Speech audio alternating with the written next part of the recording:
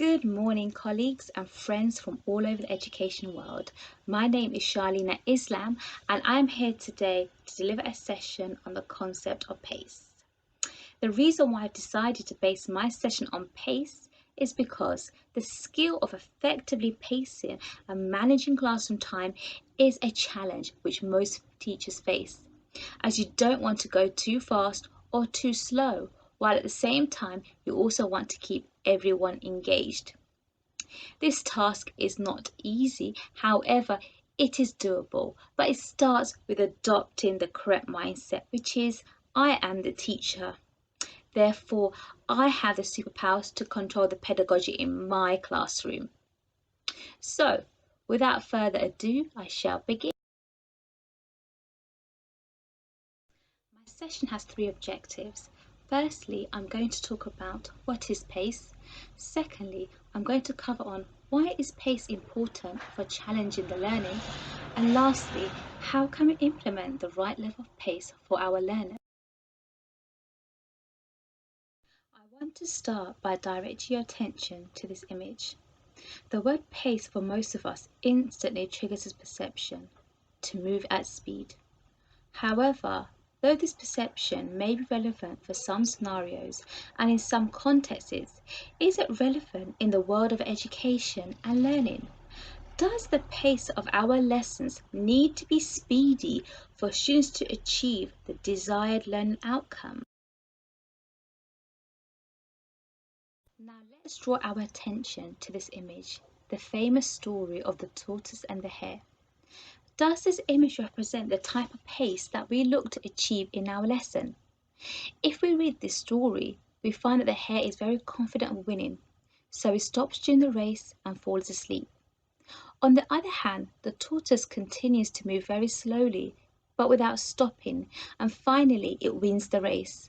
The moral of the story is that you can be more successful by doing things slowly and steadily and by not giving up than by acting quickly and carelessly.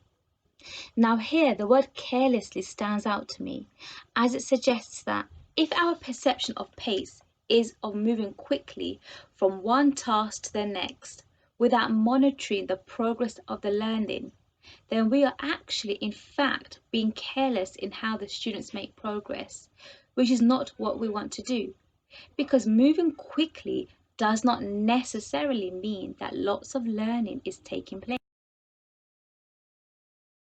So essentially, pace is about how the learning develops. And to understand this notion, we must first look into what elements constitute learning. We must understand that learning is a process which is made up of the following: exploration, observation, and interaction. Exploration is where the learners learn by building knowledge as they explore the world around them. Observation is when the learners learn through interacting and observing with the phenomena, for example, observing the teacher. And interaction is when the learners learn through having conversations and by engaging with others and by making connections between new ideas and prior understanding, for example, through questioning. Now, in order for the learners to embrace and master these elements of learning, the pace of the lesson must be appropriate to the learning outcomes. For instance, if we want the learners to learn through exploration, then we must give them enough time and we must initiate the correct pace for them to really explore the concept. If we want the learners to learn through observation, then again, we must initiate the appropriate pace to really allow them to observe. And if we want the students to learn through interaction, then again, we must plan in the correct pace so they have the time to interact, to adopt, to adapt, and to learn. Going back to the story of the tortoise and the hare, pace is not so much about moving quickly, but rather it's about moving swiftly once we have carefully, not carelessly, have measured the progress of our learners in the classroom. Pace is important because pace allows progress. Progress is made when the learning is challenged. Learning can be challenged when the learner is given the opportunity to develop a range of thinking skills, as emphasized by Bloom's taxonomy. Therefore, this suggests that pace is fundamental in developing the cognitive capacities of our students, because the right level of pace will allow the right level of thinking time, which will inevitably allow the students to adopt and apply a range of highly specialized skills. We must remember that stretch and challenge in the lessons comes from being able to think. Students need to be able to think in lessons and then to be able to develop their thinking and consequently apply that skill. If the students are not given the time to think, then they will not have the opportunity to develop their thinking. If you look here, thinking is a powerful tool for progress as it has the ability to develop the student's cognitive capacity in many ways. But the pace needs to be appropriate to the thinking skill that we are trying to achieve and develop in our students. In order to demonstrate to you all on the importance of allowing the right level of pace when trying to achieve a desired learning outcome, I'm quickly going to do this short activity. On the screen, we have this picture. I'm going to give you a few seconds to note down the exact number of faces that you see. In the picture, there are 8 faces. Most of you were probably not able to identify all 8 faces in the given time. Now, my desired outcome for you was for you all to identify all 8 faces, but I gave you only a couple of seconds. Was this enough time to locate all 8 faces? No. Did you achieve the desired outcome that I had planned for your progress? No. Did you make any progress in that activity? Maybe a little, but not much. Why? Because the pace was too fast. So I hope this was a short and snappy example of just how important pace is for the learner.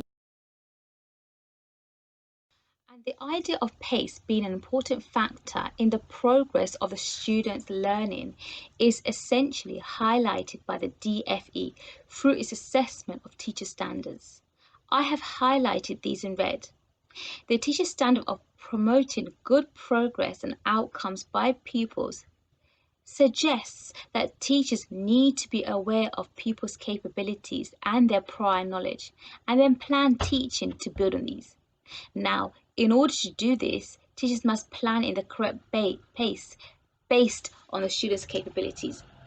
The teacher standard of plan and teach well-structured lessons states that the teacher should have knowledge and develop a student's understanding through effective use of lesson time. In other words, effective use of lesson time is a direct link to the importance of planning the correct pace. Lastly, the teacher standard adapt teaching to respond to the strength and needs of all pupils suggests that teachers know and when how to differentiate appropriately using approaches which enable pupils to be taught effectively. Secondly, teachers have a secure understanding of how a range of factors can inhibit pupils' ability to learn and how to best overcome these. Therefore, the common interpretation here is that the right level of pace allows students the opportunity to reflect, ponder, and inherently apply the skills. Effective pace will allow the learners to spend time developing and extending new learning. Getting the right level of pace also fuels and stimulates the metacognition of the learner. For instance, one goal many educators have is for the students to become better learners.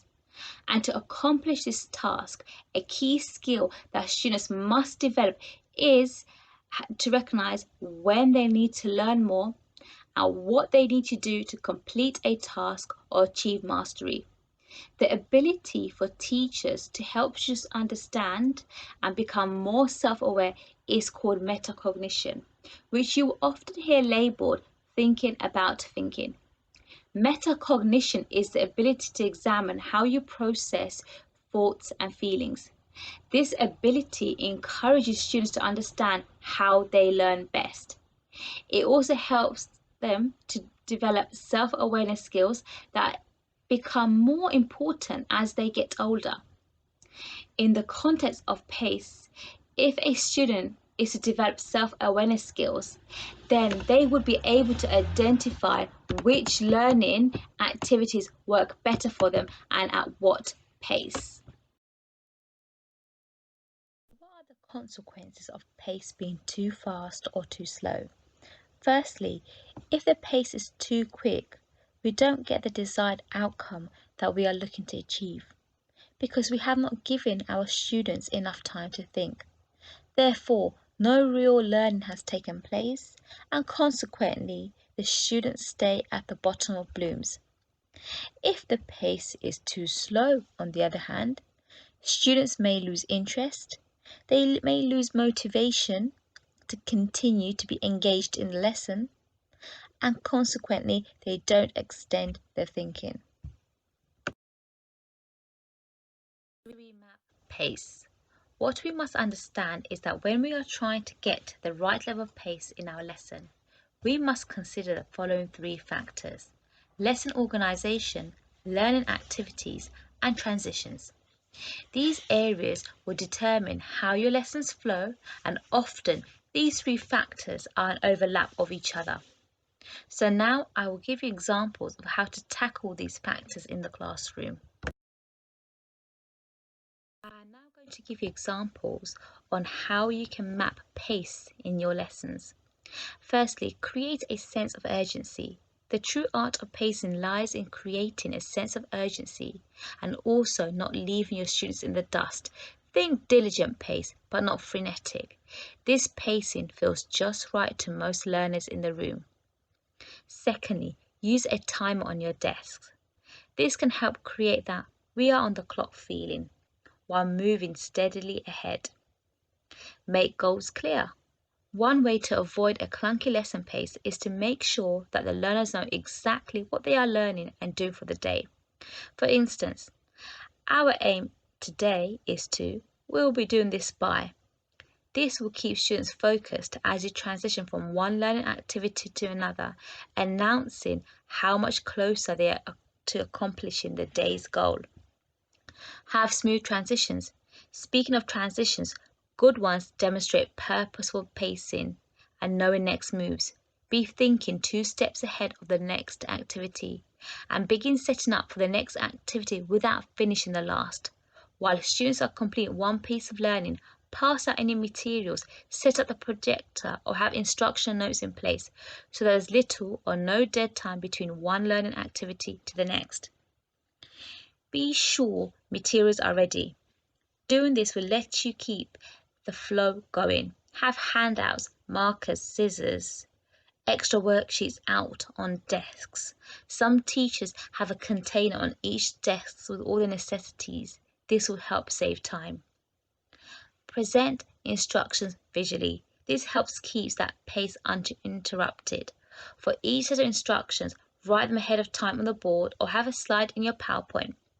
If you are relying on giving oral directions, think of those students who have poor listening skills. Then reiterate your instructions to them again and ask them, what are we doing today? What will we be doing next? The energy and time you take to make the instructions visible will pay off. Check for understanding. Taking time to see where your students are during the lesson and adjusting accordingly means formative assessment plays a key role in pacing. Choose the most effective type of teaching. For instance, think to yourself or ask yourself, how will I get this new information to my students? Teachers must ask themselves these questions continually while lesson planning. Sometimes new information is so new that the students need to see a visual representation and they require some information directly from the teacher to think about it. Other times, it's best to set up a situation connected to student experiences, then allow group or peer work to follow. Lastly, switch to delivery mode. When that pacing seems off, it is time to switch the mode of delivery. For instance, do they need a mini lecture to clarify some misconceptions? Might a re-energizing activity be necessary? Use a variety of activities with different formats to keep that flow and rhythm in your room. Suggestions for new teachers. Firstly, maintain energy and focus. If you want a lesson to engage learners effectively, then you need to maintain energy and focus on your end goals. Don't let obstacles deter you from being passionate about the progress of your students. Students will subconsciously mirror your attitude and approach to the teaching and learning. We all have bad days when we just don't get the pace that we are after. It is okay. Mastering pedagogy is a learning process and a learning skill that we over time learn to master. Consider the methods beforehand.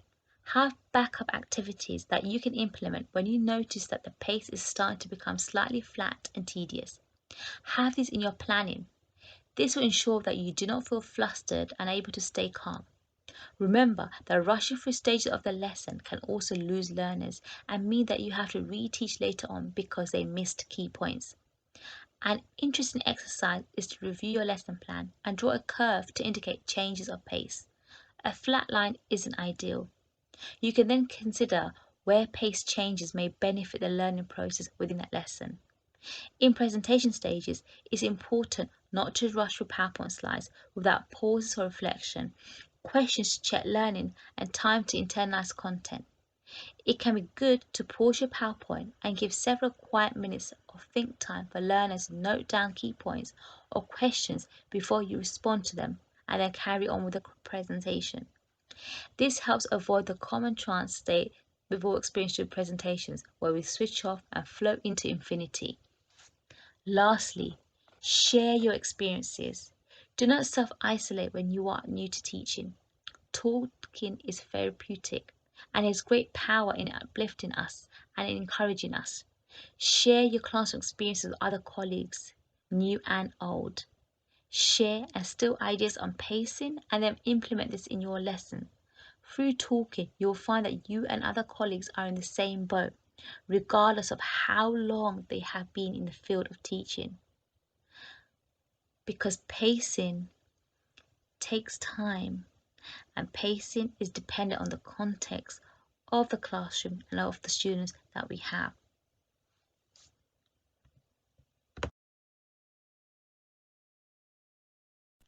As we are nearly at the end of our session, I'm going to summarize the key points.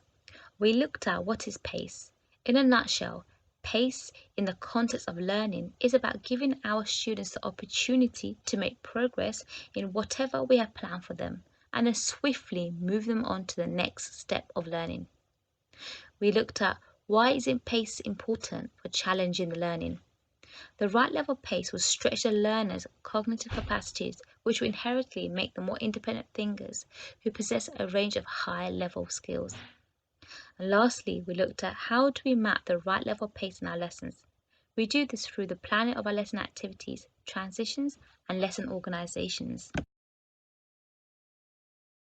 Now that has brought me to the end of my session. I hope you have found this useful and can actively implement some of the theories and practice into your classroom. And I look forward to your questions. Before I leave, I would like to leave you all with this quote to ponder over. If you stumble, make it part of the dance. Colleagues and friends from all over the world, it has been a pleasure. Thank you.